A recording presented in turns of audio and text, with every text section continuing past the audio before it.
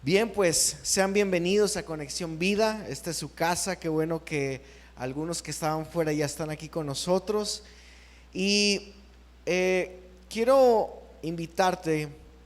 Hoy vamos a abrir nuestras Biblias allí en Primera de Corintios. Prácticamente vamos a leer el capítulo 10 del versículo 1 al verso 13. Vamos a leer algunos consejos que el apóstol Pablo nos habla ahí en Primera de Corintios capítulo 10. Pero antes, tal vez tú no lo sepas, ¿verdad? Pero cuando algunos ya lo saben, algunos que vinieron al estudio de interpretación bíblica, aprendíamos ciertas cosas que son muy interesantes. Y hablábamos que para entender un versículo es importante entender antes el contexto del versículo, ¿verdad? Esto quiere decir que para nosotros entender lo que Pablo estaba escribiendo en Primera de Corintios capítulo 10, es importante entender lo que dice el 9, lo que dice el 8, lo que dice el 7, lo que dice anteriormente para poder entender estos versículos. Ahora, cuando la Biblia fue escrita hace algunos años atrás, un hombre llamado Stephen Longton, él tuvo la grandiosa idea de poder dividir la Biblia en capítulos y versículos, ¿verdad? Porque cuando la Biblia, la palabra de Dios, fue escrita, no existían como tal los versículos ni los capítulos, era un solo libro, ¿verdad? Entonces cuando alguien, por ejemplo, leía el Señor es mi pastor y nada me faltará, si tú no sabías dónde estaba, ¿verdad? Y no te lo sabías de memoria, pues para identificar dónde estaba ese versículo era algo muy complicado y difícil. Así que este hombre tuvo esta grandiosa idea de dividir la Biblia en capítulos, versículos, para que fuera más fácil el poder encontrar lo que la palabra de Dios dice. ¿Estás conmigo? Ahora, esto provocó, claro, que muchos se perdieran el contexto de lo que quiere decir cada versículo, y a veces nos perdemos en poder interpretar correctamente lo que la palabra de Dios dice. Por eso, antes de leer estos versículos del capítulo 10, ¿qué les parece si retrocedemos? Vamos a leer Primera de Corintios capítulo 9, versos 26 y 27. Primera de Corintios 9, versos 26 y 27. Dice, voy a leer la versión Nueva Traducción Viviente, y dice: por eso yo corro cada paso con propósito, dice el apóstol Pablo. No solo doy golpes al aire, sino que disciplino mi cuerpo como lo hace un atleta. Lo entreno para que haga lo que debe hacer.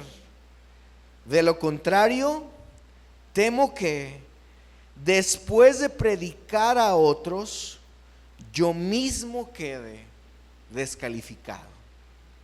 El apóstol Pablo está hablando, ¿verdad?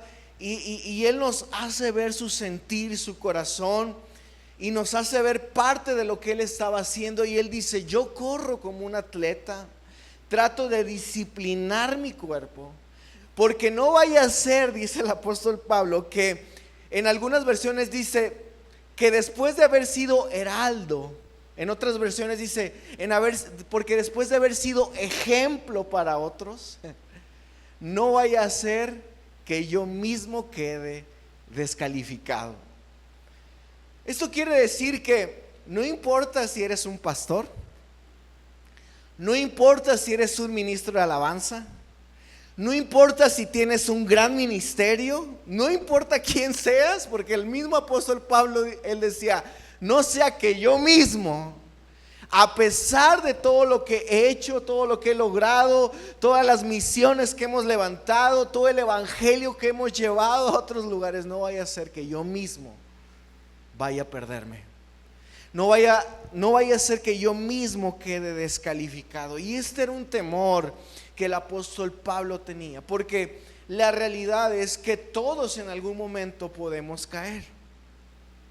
Todos en algún momento podemos desviarnos tal vez del propósito de Dios. Ahora, con esto no estoy diciendo que tal vez entiendo que hay quienes pueden pensar que la salvación nunca se pierde. Y hay quienes creemos que la salvación puede perderse en algún momento si no la cuidamos. Ahora, pero esto no debe ser un motivo como creo que hoy en día hay muchas personas que tal vez no tienen el cuidado de cuidar este regalo de la salvación que Dios nos ha dado. Hay quienes piensan tal vez que en algún momento si caigo pues no pasa nada, al cabo Dios me perdona. Y claro que Dios nos perdona, claro que vivimos en un tiempo de gracia, pero quiero que por un momento puedas ponerte en los zapatos del apóstol Pablo. Él en algún momento le llegó este temor, este miedo, porque él decía: yo sé que aunque he sido ejemplo para muchos, que aunque muchos admiran lo que yo he hecho, no vaya a ser que después de predicar la palabra de Dios yo mismo quede descalificado. Ahora, pero ¿cómo sucede esto? ¿Cómo pasa que una persona puede de repente perderse en el camino? Hoy el tema que quiero compartir le he titulado: mantente fiel en el camino. Porque sabes, hay veces que podemos perdernos en el camino. Hay veces que podemos tal vez quedar descalificados, como Pablo decía: puedo quedar descalificado de esta carrera. Pero ¿cómo llega a suceder eso en nuestras vidas? Bueno, ahora sí vamos a 1 Corintios capítulo 10, versos del 1 al 13. Sabes, yo creo que cuando el apóstol Pablo escribe esta carta a los Corintios, él no lo escribe en el sentido de tal vez perder nuestra salvación, lo que está escribiendo, sino en quedar descalificado meramente como ministro, como hombre de Dios. Porque quiero que veas dos cosas que suceden cuando tú y yo aceptamos a Cristo en nuestro corazón. Cuando tenemos a Cristo en nuestras vidas, lo aceptamos, creemos que la aceptación es por gracia. Es decir, Cristo, el Señor, nos acepta, Dios nos recibe por su gracia, ¿cierto? Es decir, no soy salvo porque lo merezco. No soy salvo por lo que yo puedo hacer, sino que el Señor, por su gracia inmerecida, Él decidió rescatarme y perdonarme. ¿Hasta ahí vamos bien? Ahora, pero también lo que sí nos corresponde a nosotros es que podamos ser aprobados por las obras que nosotros hacemos para Dios. Es decir, yo soy aceptado por Jesús, por su gracia, pero yo necesito ser aprobado por Dios por las obras que yo hago. ¿Recuerdas que en algún momento la Biblia nos habla acerca del tribunal de Cristo?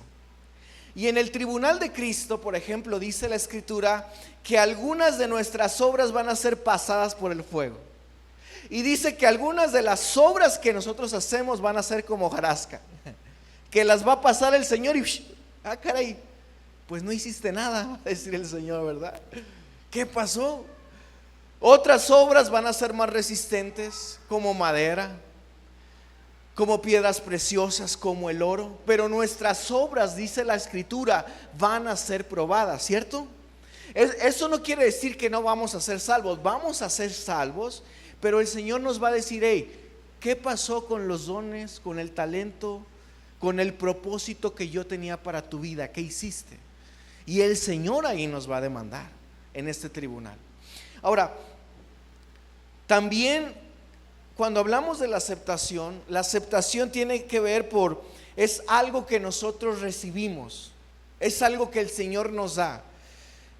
La gracia, el perdón la recibimos porque Él nos lo otorga. Pero la aprobación es algo que yo debo de procurar con mi vida todos los días. Por eso Pablo también escribe a Timoteo y le dice: procura con diligencia presentarte ante Dios como obrero aprobado. Porque la aprobación depende de nosotros, lo que yo hago para Dios.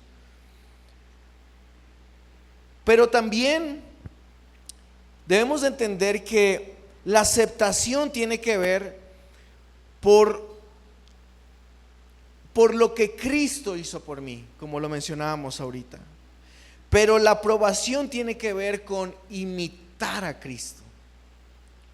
Es decir, el apóstol Pablo entendía que el Señor lo aceptaba porque era algo inmerecido, era por su gracia, es algo que no dependía de él, sino algo que el Señor le otorgaba por medio de Cristo.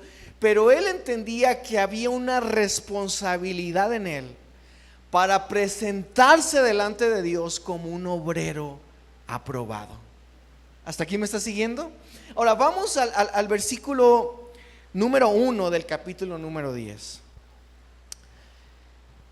Y hay algo bien interesante. Cuando tú lees estos versículos, vamos a leerlos para poderlos entender un poco más. Dice: amados hermanos, no quiero que se olviden de lo que sucedió a nuestros antepasados hace mucho tiempo. Recuerda que el apóstol Pablo está diciendo: yo tengo temor de perderme en este camino, en esta carrera. Tengo miedo de no presentarme aprobado delante de Dios. Y para eso, para que la gente pudiera entender lo que el apóstol Pablo estaba diciendo, les cuento esta siguiente historia. Recuerda lo que pasó a nuestros antepasados hace mucho tiempo en el desierto. Todos fueron guiados por una nube que iba delante de ellos, y todos caminaron a través del mar sobre la tierra seca. Verso 2: todos ellos fueron bautizados en la nube y en el mar como seguidores de Moisés. Y todos comieron el mismo alimento espiritual, y todos bebieron la misma agua espiritual, pues bebieron de la roca espiritual que viajaba con ellos, y esa roca era Cristo. Ahora, quiero que me ayudes ahí en tu Biblia a identificar cuántas veces del versículo 1 al versículo 4 viene la palabra todos fueron, ¿verdad? La palabra todos. ¿Cuántas veces viene la palabra todos? A ver, ayúdenme. ¿Cuántos todos puedes identificar del verso 1 al verso 4? Porque es una palabra que se repite y una y otra vez. 5. ¿Sí? 5. ¿Alguien da más? ¿Alguien da menos? Esta palabra se repite 5 veces en estos versículos, una y otra vez, ¿no? En la primera parte dice: todos fueron guiados por una nube que iba delante de ellos. El apóstol Pablo, ¿verdad?, está hablando ahí en estos versículos de los privilegios que Dios le dio al pueblo de Israel, de esas bendiciones que Dios otorgó a su pueblo al ser un pueblo escogido, llamado por Dios, que Dios los sacó de las tinieblas para llevarlos a su luz admirable. Entonces dice la escritura: recordemos que todos fueron guiados por una nube. Todos fueron guiados por una nube. Ahora, esto quiere decir que el pueblo de Israel en todo momento tuvo dirección. ¿Recuerdas que mientras ellos iban a esa tierra prometida, dice la Biblia que ellos no se movían si la nube no se movía? Cuando la nube se movía, ellos caminaban para seguir a la nube. Entonces, no era que no supieran a dónde tenían que ir. Ellos sabían perfectamente hacia dónde ir, porque una nube, dice la palabra, los guiaba. Es decir, tenían la dirección de Dios. ¿Sabes? Hoy nosotros en día también tenemos la dirección de Dios a través de su palabra. Tal vez no hay una nube como quisiéramos que vivir como el pueblo de Israel vivía esta parte sobrenatural, ¿verdad? Tal vez hay decisiones que tenemos que tomar y decimos: ay, Señor, ¿por qué no te me revelas? ¿Por qué no me guías? ¿Por qué no me dices? Pero Él todos los días quiere guiarte a través de su palabra. Su palabra bendita es la que nos da dirección a nuestras vidas. Ahora, ellos eran guiados a través de esta nube como nosotros somos guiados a través de la palabra de Dios. Vemos que ellos todo el momento eran guiados por esta nube que les daba dirección. Pero también el versículo número 2 dice: todos ellos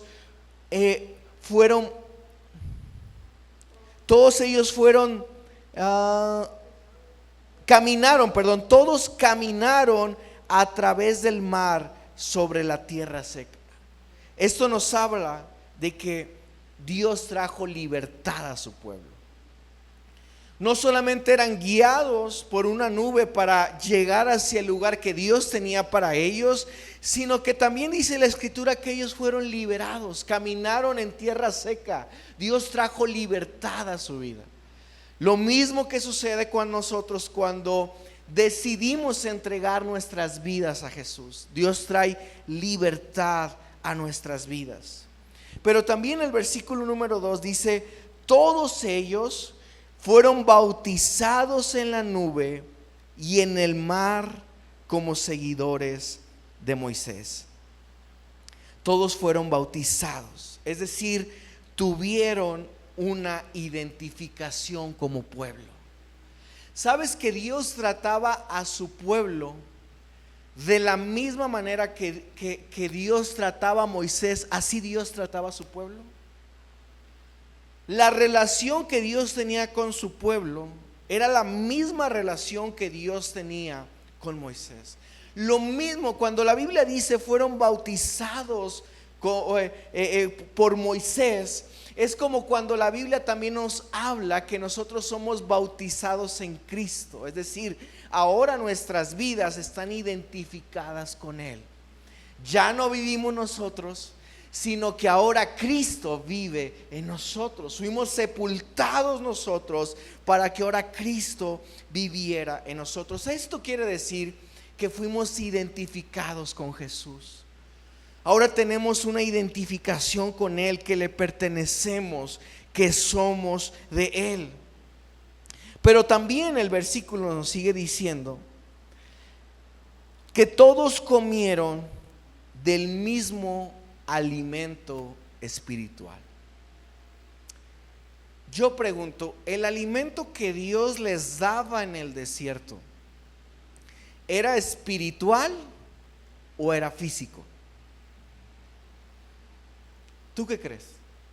¿El maná que Dios les daba a su pueblo en el desierto era un alimento espiritual o era un alimento físico? Físico. Entonces, ¿por qué el apóstol Pablo dice que los alimentaba de manera espiritual? Porque algunos teólogos creen, ¿verdad?, que cuando Dios alimentaba a su pueblo con este maná, no era de manera literal. Algunos teólogos creen y dicen: no, es que para alimentar a todo un pueblo no era real. Por eso Pablo habla de que este alimento era espiritual, porque era algo, una provisión sobrenatural.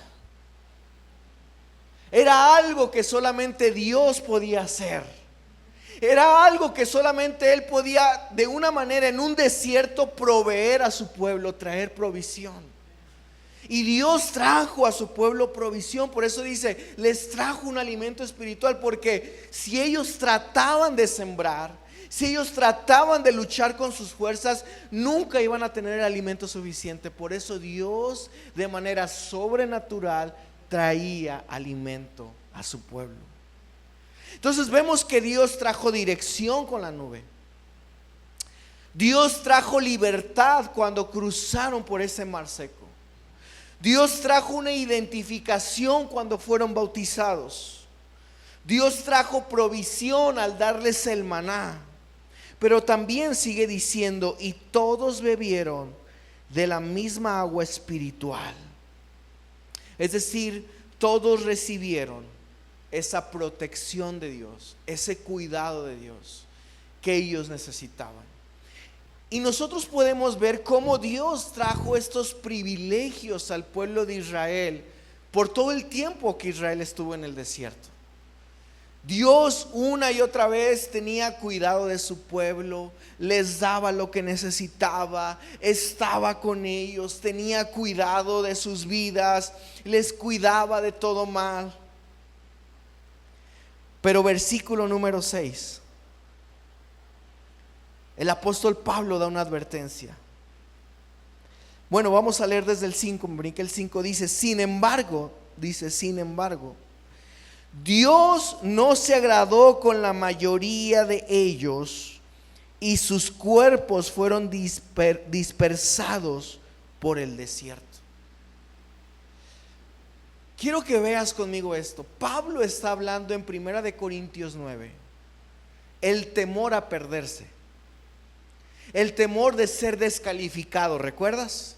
Ahora, él cuenta esta historia y dice, porque yo entiendo que aunque tengamos todo de parte de Dios, que aunque Dios nos provea, nos dé identidad, nos guíe, nos sustente, nos cuide, aunque suceda todo eso, al igual que el pueblo de Israel podemos perdernos. El pueblo tenía, ¿qué le hacía falta al pueblo? ¿Qué cosa que el pueblo necesitaba? Dios no podía proveerles y darles. Dios les podía dar todo lo que necesitaban. Sin embargo, versículo 5, Dios no se agradó con la mayoría de ellos y sus cuerpos fueron dispersos por el desierto. Verso 6 dice, y estas cosas sucedieron como una advertencia para nosotros, a fin de que no codiciemos lo malo como lo hicieron ellos. Todo esto que estaba sucediendo, estos privilegios que Dios les dio al pueblo de Israel, no fue suficiente para que ellos se mantuvieran fieles en el camino con Dios. No fue suficiente. Ahora, yo pregunto, ¿crees que esto pueda aplicar hoy en la iglesia? ¿Tú crees que hoy en día hay personas que Dios también nos da el privilegio de bendecirnos, de cuidarnos, de guiarnos, y aún así pareciera que no es suficiente y en algún momento podemos perdernos en el camino? Yo creo que sí. Yo he conocido muchos ministerios grandes que pareciera que dices, ¿cómo es posible que hayan fallado después de tenerlo todo? ¿Cómo es posible? Hace poco veía un documental que después lo dejé de ver porque me causó un mal en mí. Me dio tristeza. Hay ciertas cosas que de repente me daban coraje. Pero este documental hablaba de un pastor, ¿verdad?, que prácticamente tenía éxito en el ministerio. Una iglesia de miles de personas, viajaba por todo el mundo, vestía las mejores ropas de marca, tenía todo lo que él quería, pero en algún momento cayó y se desvió del propósito de Dios. Pecó, falló, porque el apóstol Pablo, si tú te das cuenta, él entendía eso, que a cualquiera le puede pasar. No importa todo lo que Dios te dé, en algún momento tú y yo podemos llegarle a fallar porque parece que no es suficiente. Ahora, del versículo 6 al versículo número 12, hay otra palabra, ya no se repite la palabra todos, sino ahora se repite una palabra muy seguido y es la palabra ellos. Ellos. ¿Puedes ahí ayudarme a identificar cuántos ellos hay? Del versículo número 6 al verso 12. ¿Cuántos ellos identificas?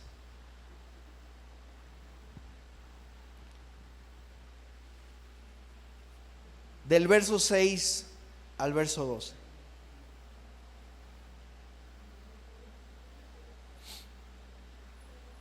¿Cuántos? 6.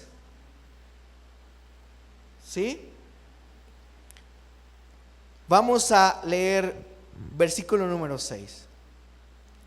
Esas cosas sucedieron como advertencia para nosotros, a fin de que no codiciemos lo malo como lo hicieron ellos. Es decir, la primera causa por el cual ellos se perdieron en el camino y se desviaron del propósito de Dios fue la codicia, dice la Escritura. Y sabes, todo primer paso al pecado inicia con la codicia.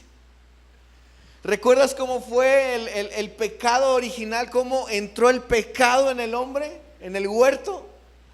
Había un árbol en el cual Dios les dijo: hey, de todo árbol que está aquí en este huerto del Edén pueden comer, menos de este. Pero dice que ellos codiciaron ese fruto, porque la serpiente empezó a meter allí, ¿verdad?, cizaña. Pero el pecado entró por esta codicia. Todo primer paso al pecado inicia con este deseo. Muchos de los pecados que hoy pueden haber iniciaron con este deseo. En la semana estábamos platicando, salió el tema ahí con los compañeros del trabajo. Y el tema que estábamos hablando era acerca de los homosexuales, ¿verdad? Y un compañero ahí del trabajo preguntó: ¿será que el homosexual nace o se hace? Y habíamos como 4 personas ahí, ¿verdad? Unos empezaron a decir: no, yo creo que nace, eso ya es de nacimiento. Otros, ¿verdad?, como yo decía: no, yo no creo que nazca, yo creo que la persona se hace.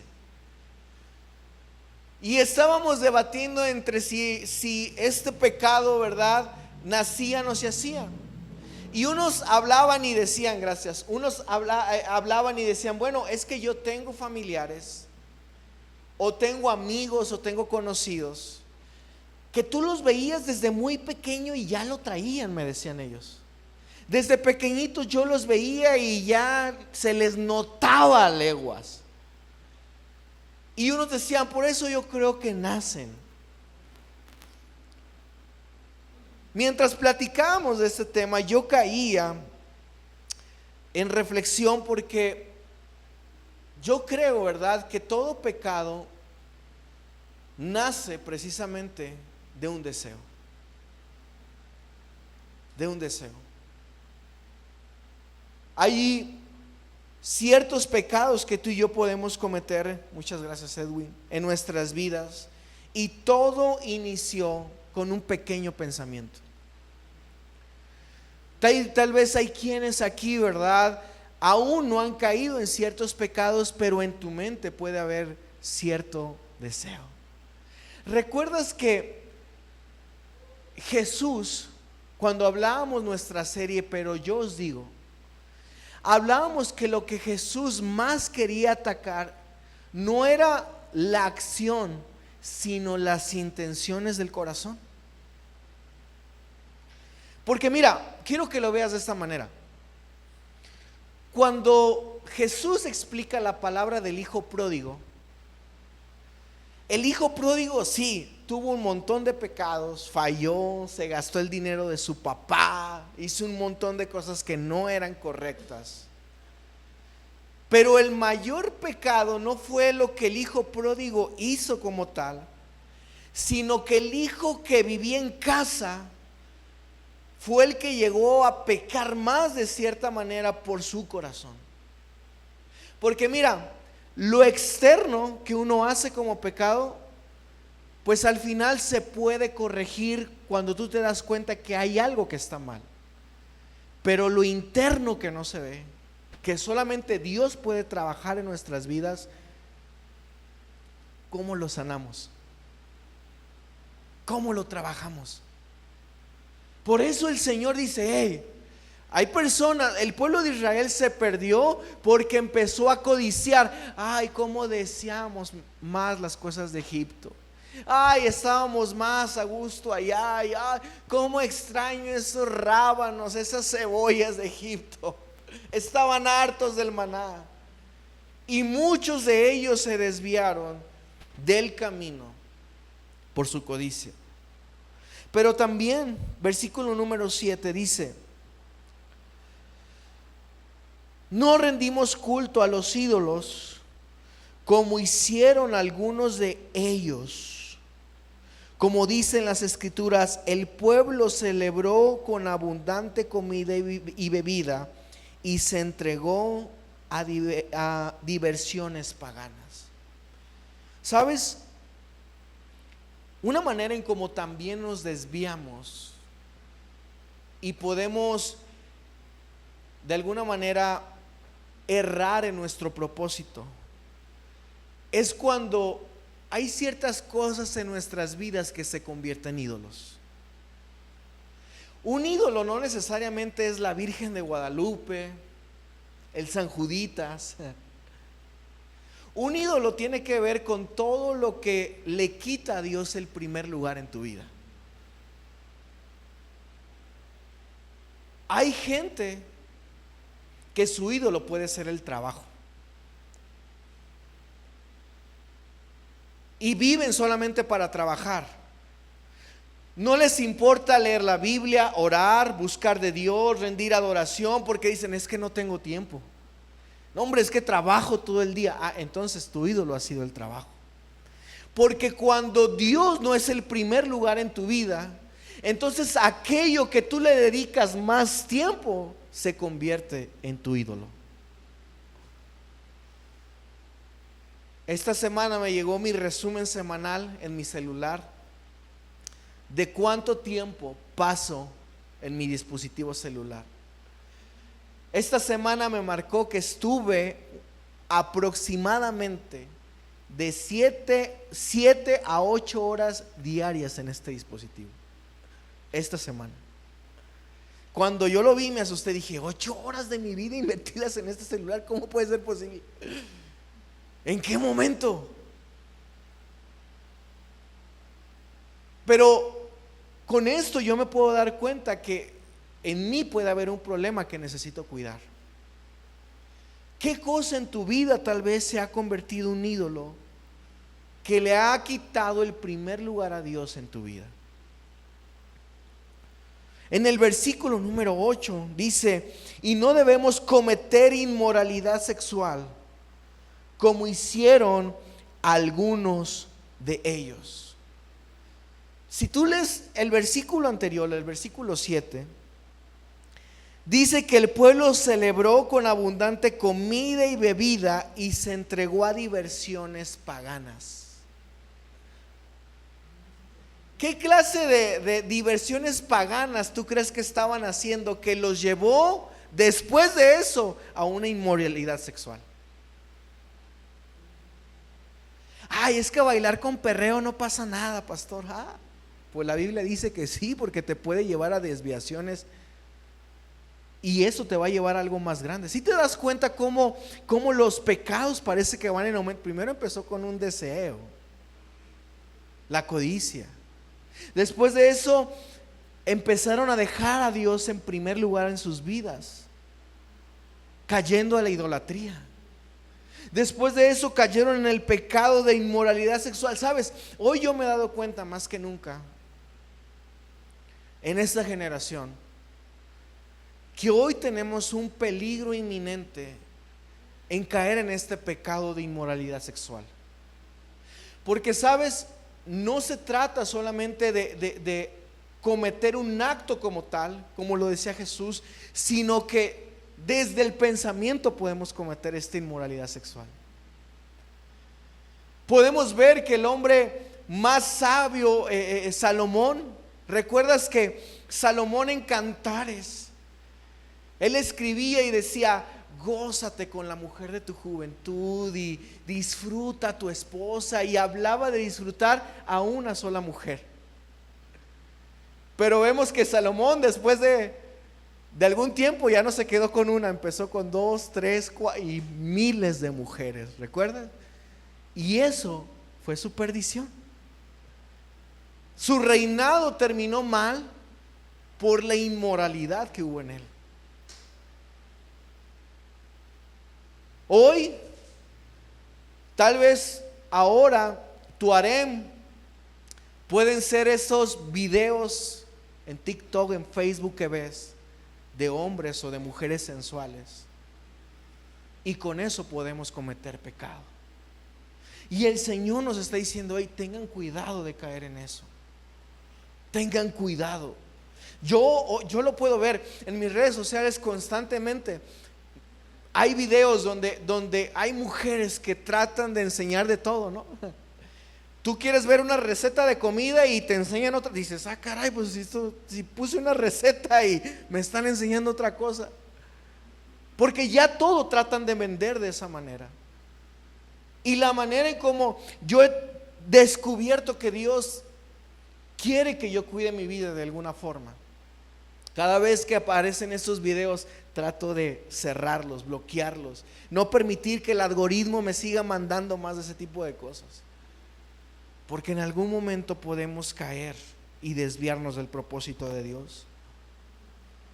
Verso 9 sigue diciendo: tampoco deberíamos poner a prueba a Cristo como hicieron algunos de ellos y luego murieron mordidos por la serpiente. Hay una versión, la versión Reina Valera, dice que no debemos de poner a prueba al Señor, no debemos de tentar al Señor. Ahora, ¿cómo sería poner a prueba a Cristo en nuestro contexto? ¿Sabes? En aquel tiempo el pueblo de Israel jugaba mucho con la misericordia de Dios. Ellos sabían que si en algún momento pecaban y fallaban, ellos clamaban a Dios, pedían a Moisés que Moisés interviniera por su pueblo, y ¿sabes qué sucedía? Dios los perdonaba. Pero después se relajaban, seguían viviendo una vida como ellos querían, caían en pecado nuevamente, el Señor traía castigo, volvían otra vez con Moisés y: ay, Moisés, mira, pídele a Dios, y el Señor traía perdón al pueblo. Ellos jugaban con la misericordia de Dios. Y sabes, muchos de nosotros tal vez ponemos a prueba al Señor, a Cristo, jugando con su misericordia. Al cabo Dios me perdona, hombre. Sí, Dios te perdona. Pero recuerda lo que Pablo decía: tengo miedo, porque no vaya a ser que en algún momento ya tal vez no tenga el tiempo de regresar. Tengo miedo porque sé que en algún momento, si yo no disciplino mi cuerpo, tal vez eso que yo permito me puede arrastrar y ya después no va a haber retorno. Cuando hay cosas en nuestras vidas que no nos están edificando, no nos están ayudando, es tiempo para poner un stop, para decir: de esto ya no más. Pero si tú te sientes lo suficientemente fuerte para decir: es que no pasa nada, yo lo controlo, ten cuidado, dice la Escritura, porque estás poniendo a prueba a Cristo. Estás jugando con su misericordia, porque tal vez eso que tú crees que no te va a hacer caer, va a ser lo que al final te va a hacer caer. Porque tal vez aquello que tú crees que no te va a hacer daño, ten cuidado, porque eso tal vez puede hacerte daño. ¿Me estás siguiendo? Los veo muy serios, no me apedrien.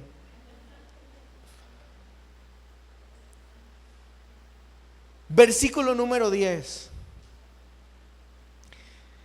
dice: y no murmuren como lo hicieron a alguno de ellos.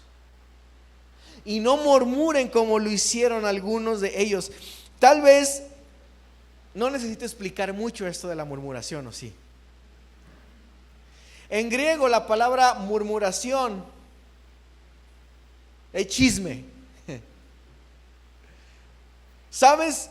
En la Biblia solamente podemos encontrar 3 veces que el diablo habla. En la Biblia solamente tú vas a encontrar 3 referencias donde el mismo Satanás habla.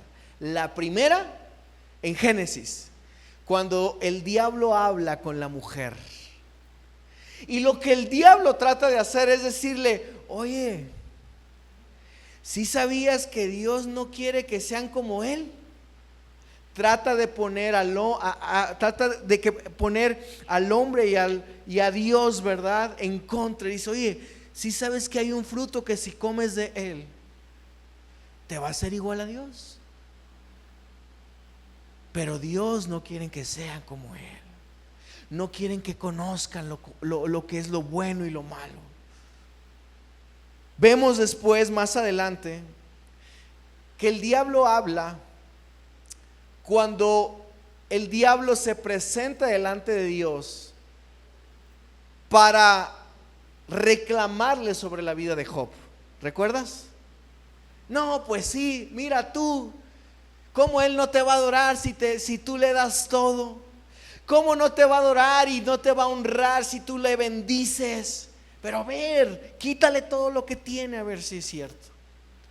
Porque el Satanás lo que trata de hacer es poner en contra uno contra otro, traer chisme, discordia, separación.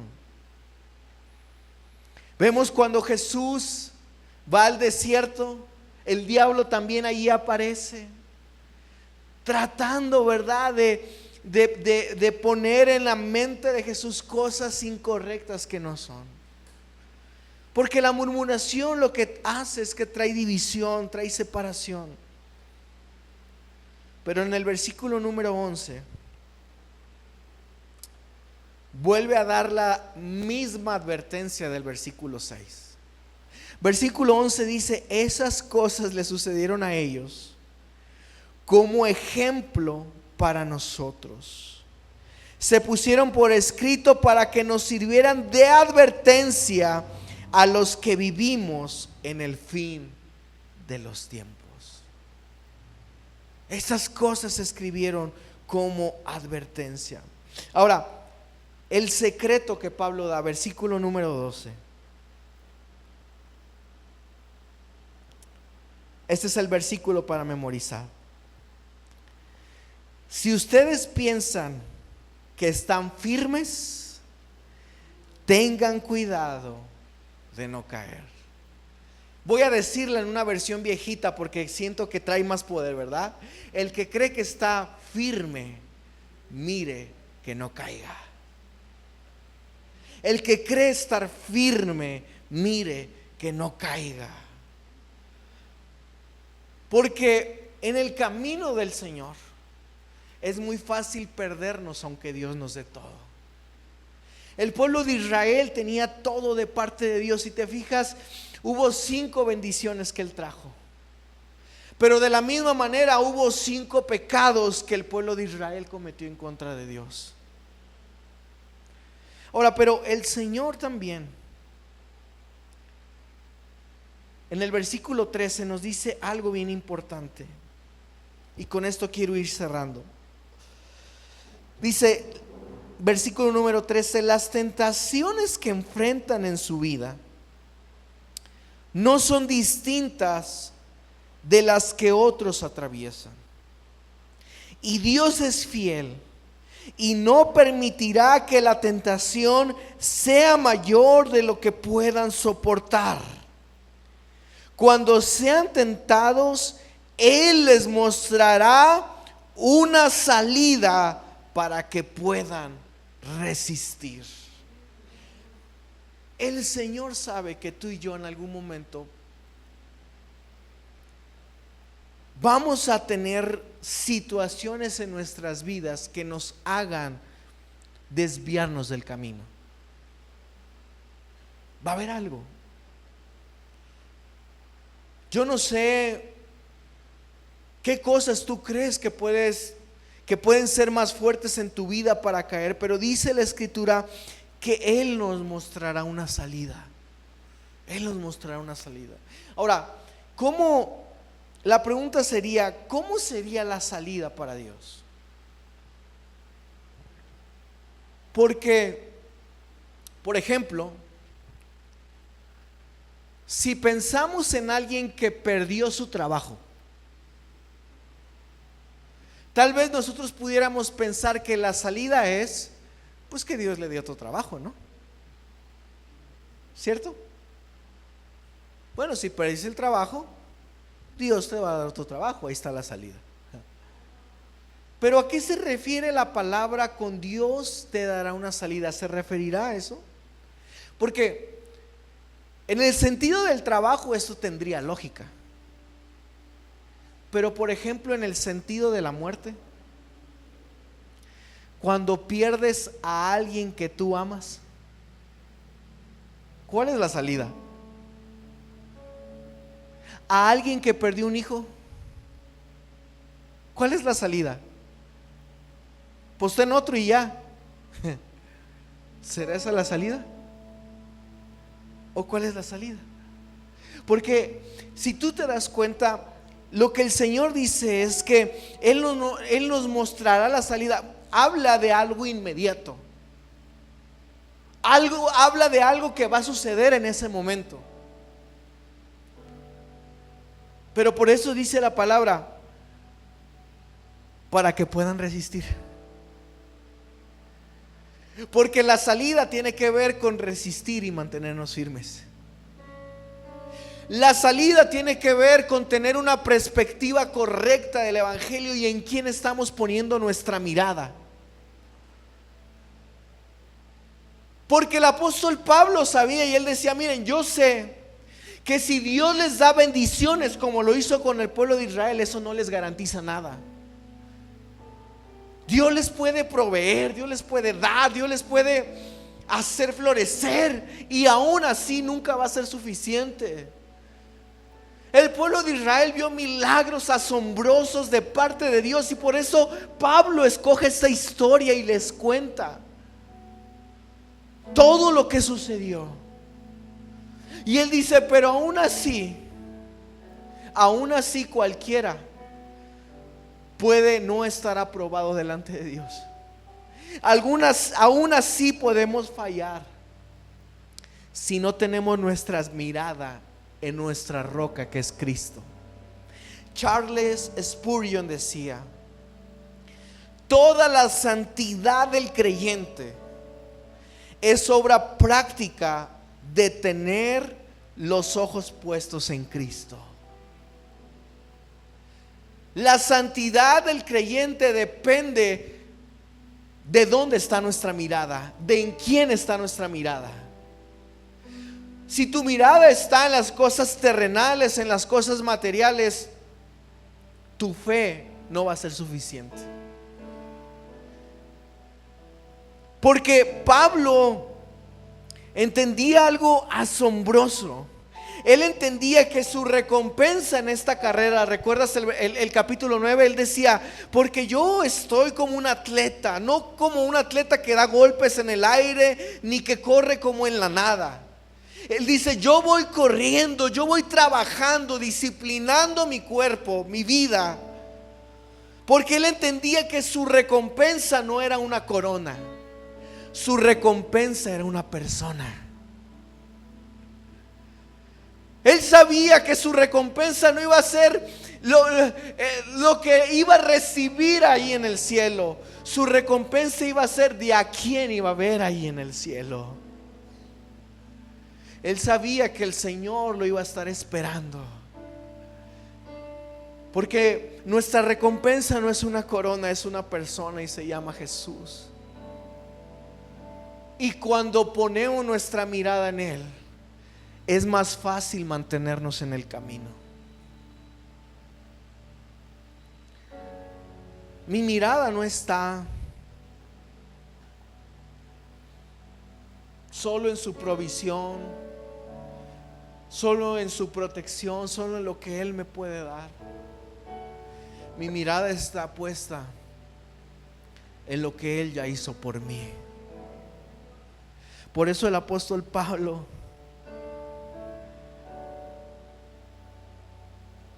dice: el que cree estar firme, mire que no caiga. Cuidemos nuestras vidas. Hoy yo sé que muchos de los que estamos aquí somos salvos. Si tú ya has creído en Jesús, puedes tener la seguridad en que eres salvo, en que vas al cielo con el Señor. Ahora el problema es cómo estamos viviendo nuestra salvación. ¿Estamos siendo realmente obreros aprobados delante de Dios? Porque hemos sido aceptados, recuerda. Tú ya eres aceptado por Cristo. Pero no todos hemos sido aprobados. Tal vez mis obras no han reflejado el carácter de Cristo. Tal vez mi vida no ha reflejado lo que Cristo quiere que yo refleje verdaderamente. Y hoy quiero animarte para que hoy tú y yo podamos hacer una oración y decirle: Señor, ayúdame a presentarme delante de ti como obrero aprobado.